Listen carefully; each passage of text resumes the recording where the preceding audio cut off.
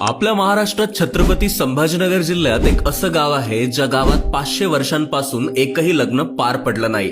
तसेच या गावातील कोणताच व्यक्ती खाटेवर किंवा पलंगावर झोपत नाही। या गावाचं नाव आहे चौंडाळा। अशी आख्यायिका आहे की पुरातन काळामध्ये लग्नाचं वऱ्हाड गावात आलं असलं तरी हे लग्न रेणुका मातेला मान्य नव्हतं।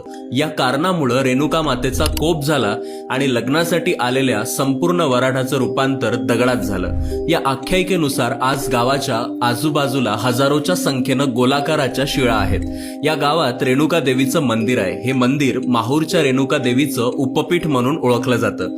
गावातील कुठल्याही घरात गेलात तर तुम्हाला खाट, बास, सोफा सापडणार नाही।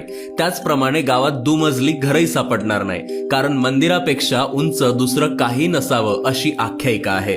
या गावातील हे सर्व नियम, अटी आजही गावकरी काटेकोरपणे पाळतात। गावकऱ्यांनी दिलेल्या माहितीनुसार या गावातील आख्यायिकेनुसार हे सगळं सुरू आहे।